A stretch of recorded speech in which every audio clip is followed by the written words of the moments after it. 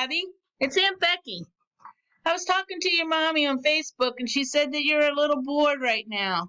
Hey, I get it. I'm a little bored too. So I was thinking, what can we do when we're so bored? Well, I love to read books. So I thought, I'm going to read Abby a book. All right, so I brought some friends with me. All right, so the book I'm going to read to you is Once I Had a Monster. And this book was written by my aunt, Anne Helly.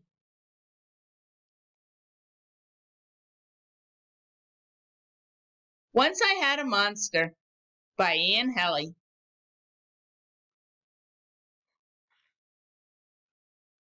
Once I had a monster. He was a scraggly-haired, fuzzy, fat monster with a tubby hat. He was the most monstery monster in the whole world.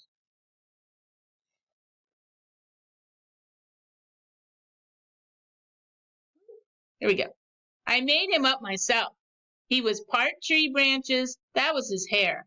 He was part tubby lampshade, that was his hat. He was wrapped up in a fuzzy feather coat. I thought that up for him to make him fat. Yeah, I don't need a feather coat.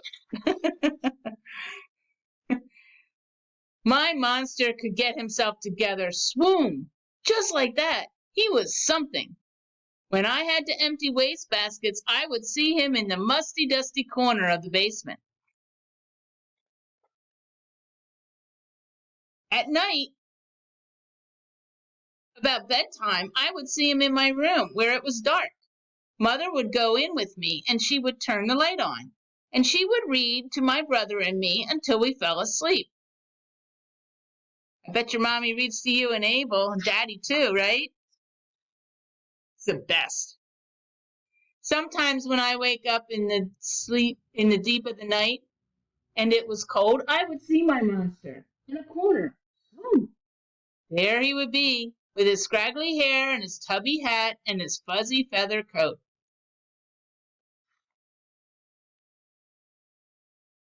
Then I would crawl into bed with my brother Fred. It was warmer in Fred's bed. But one night, when it was very dark, we had a big thunderstorm. It was great. Flash, boom, rumble, rumble. I watched. Fred came over. He watched too. I forgot all about my monster until flash, flash, boom. I saw him, and he was all part. His hair was part of the tree again. His hat was just a lampshade, and his fuzzy feather coat wasn't anywhere at all. Do you see the lampshade and his hair? Where's his feather coat? Well, after Fred went downstairs, I talked to that poor frightened monster.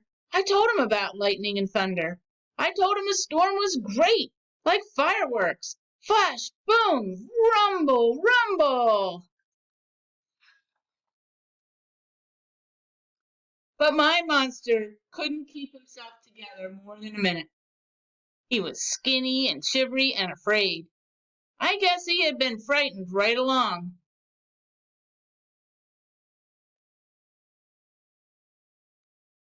Then I was sorry he ever had to be in that musty, dusty basement.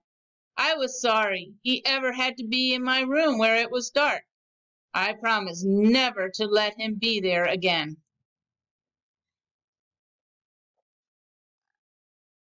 I even promised not to see him in the deep of night when it is cold. And I promised I would never, ever leave him for Fred's bed.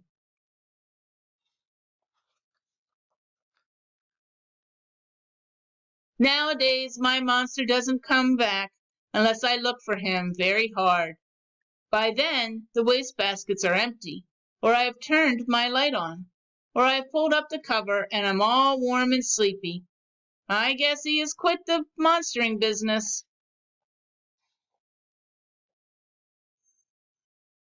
I wonder what he did with that fuzzy feather coat. Do you think maybe he gave it away to a monster who's still monstering? Does your monster have it? The end.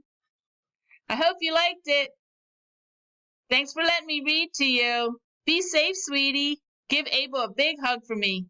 Bye.